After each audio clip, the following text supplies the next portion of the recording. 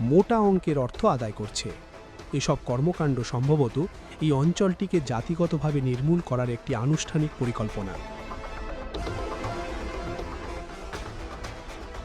কাতার ভিত্তিক সংবাদ মাধ্যম আল জাজিরার এক বিশেষ প্রতিবেদনে এ তথ্য জানানো হয়েছে।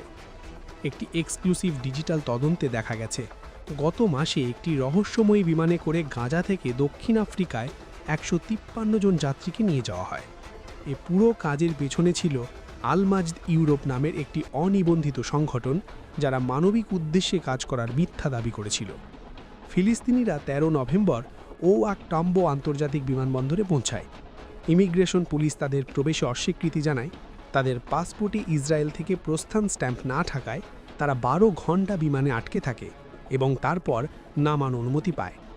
দক্ষিণ আফ্রিকার প্রেসিডেন্ট সিরিল রামাফোসা ওই সময় জানিয়েছিলেন যে তার সরকার এই ঘটনার তদন্ত করবে, কারণ মনে হচ্ছে তাদের গাজা উপত্যকা থেকে বিতাড়িত করা হয়েছে।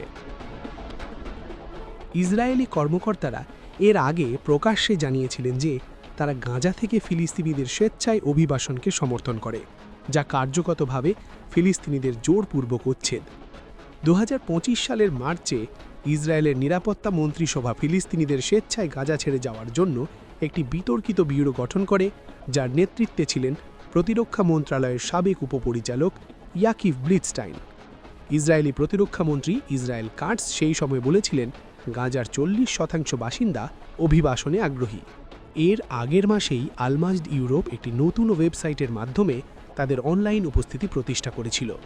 তাদের ওয়েবসাইটে বলা হয়েছিল তারা মুসলিম দেশগুলোতে ত্রাণ তৎপরতার উপর মনোযোগ দেয়, বিশেষত গাজা ছেড়ে যেতে ইচ্ছুক বাসিন্দাদের জন্য।